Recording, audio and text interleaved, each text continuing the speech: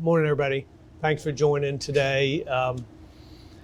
I'm joined this morning by the Commissioner of our Department of Safety and Homeland Security, Jeff Long, members of the Highway Patrol, as you can see, including Colonel Matt Perry and Lieutenant Colonel Jimmy Johnson and others.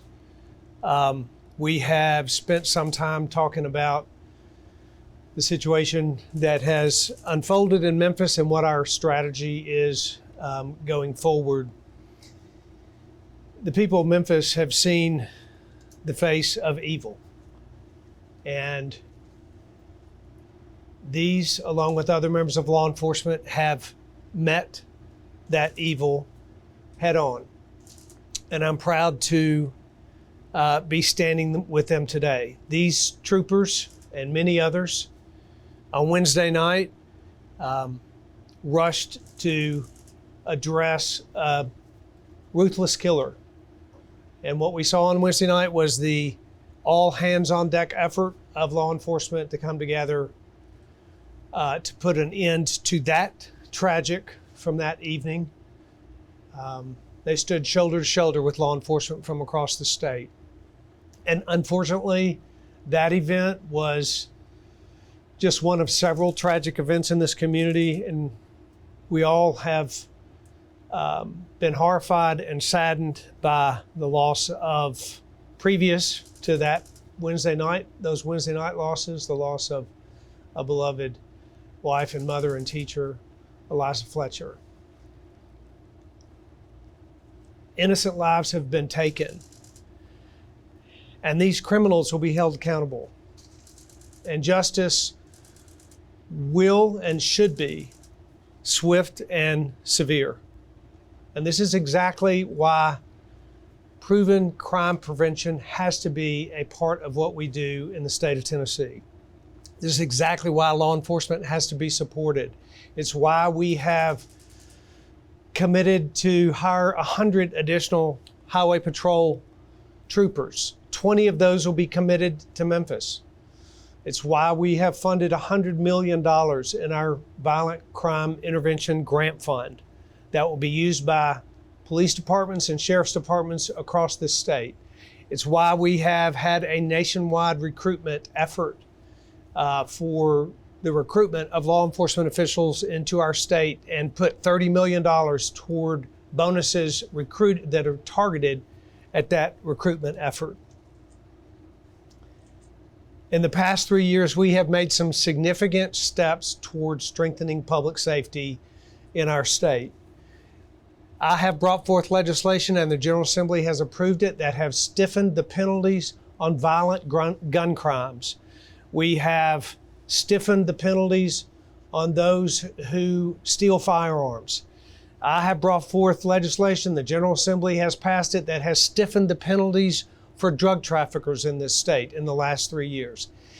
That is incredibly important because that's the background of so many of our violent crimes.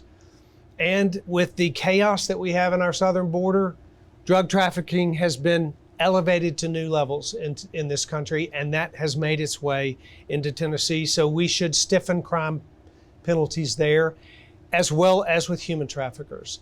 Stiffening penalties on violent offenders is a step in reducing crime going forward. We also recognize that if an offender comes out of prison with no supervision, they're much more likely to reoffend. And so 2 years ago, I brought forth legislation. It is passed, and as of last year, new sentences will require mandatory supervision for everyone leaving prison. This is key to stopping the revolving door of repeat offenders. It's also time that we continue to have more conversation about steps going forward to keep our communities safe. It's time to have a conversation about plea deals. Soft on crime plea deals have real consequences, and they are preventable. And those consequences were on full display Wednesday night when we had an offender who had a plea deal down to a lesser offense go on a killing spree in West Tennessee.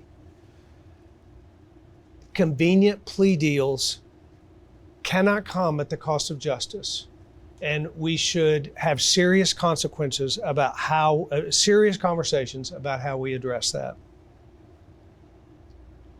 These are just a few of the things that we need to continue.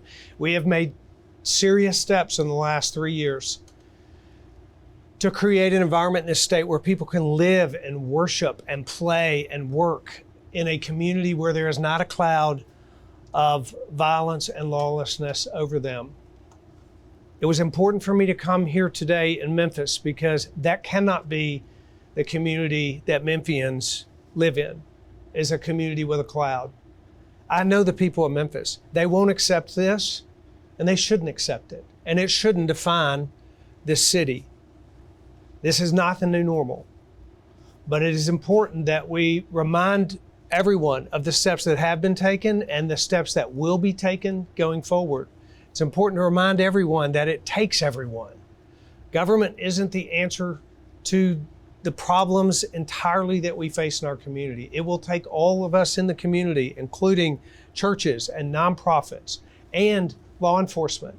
The community together can make certain that this does not become a way of life in this city as it has become in some others.